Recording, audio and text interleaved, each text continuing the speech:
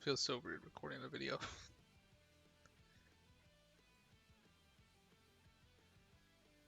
Anywho, though, just found this cool deck and wanted to share it with my friends and stuff. So here's a replay of me testing it out.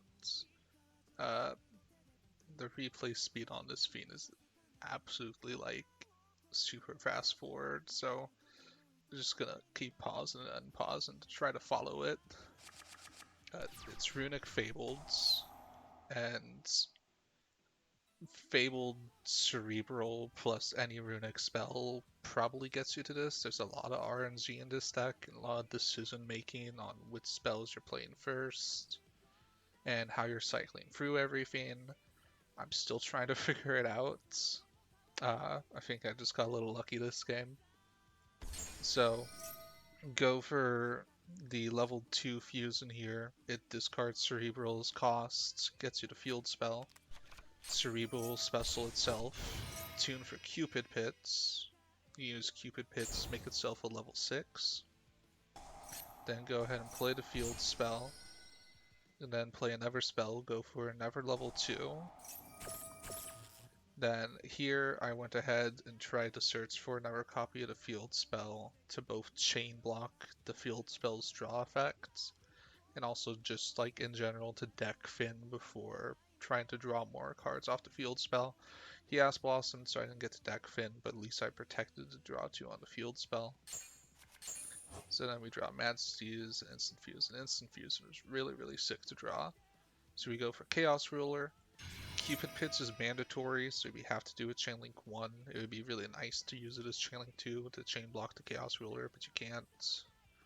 So Ruler is mainly just to flood the graveyard with more runic spells so that you can keep recurring more advantage off of the field spell.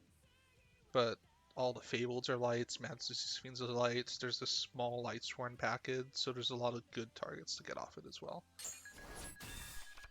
And then the Cupid Pits can search for any monster with 600 defense, which can search for this card, the Fabled Owlback. We'll use Instant Fuse in here. That's going to get the Wolf. The Wolf is both a Dark, which gives us Dark access so we can revive Chaos Ruler, and it can cycle the field spell back from grave, so then we can play it over the old one. It's a once per turn, but it's not per copy, it's a soft once per turn, so you can just keep going and do it. And that's what we'll do here. Go for another Havness, or I don't know what her name is, I think it starts with an 8. Grab another field spell off her, discarding the extra Disease Fiend. Use the field spell, we're going to draw 3 more cards. Which we draw Cerebral, which is really good here. I was waiting on Tributary the Majesty's Fiends just to see what we want to use the normal summon on. The Owlback is a really good one right here. So we're going to tune for Unicore, which is the main meat and potatoes of the deck. Then go for another copy of the field spell. So we can use that. Get to the level 3, he's just another discard outlets, and we play a single copy of the spell just for that. We're mainly doing this just to keep drawing off the field spell and try to get more runic cards we can easily activate on the opponent's turn. So we'll get the continuous spell, draw 2, we draw into this one, which we can use just to cycle into a guy. We're going to use Owlback. We're going to discard Cerebral to submit it back from grave. Cerebral will bring itself back. We can tune up Chaos Ruler because these are level 2 for Barone. Then go for Hulk. Hulk gets another Owlback and just go for Charge Word to draw another cards. Then play the continuous spell. Then I go to end phase. Luckily, these are a quick play. I did kind of mess up. I should have done this beforehand, but a quick plays, even if I'm a bad player, I can correct myself right at the end of turn.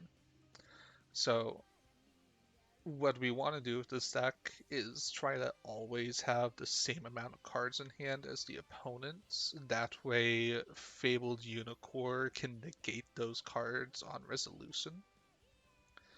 And with this specific runic spell, since it adds another runic to hands, it balances out your card advantage, so we want to -1 off of our runic spells. We don't want to maintain advantage. So I'm just using it here to swap from one that I can definitely activate. This one you can play it, it'll protect a monster, so you can protect Unicore. So it was also really important.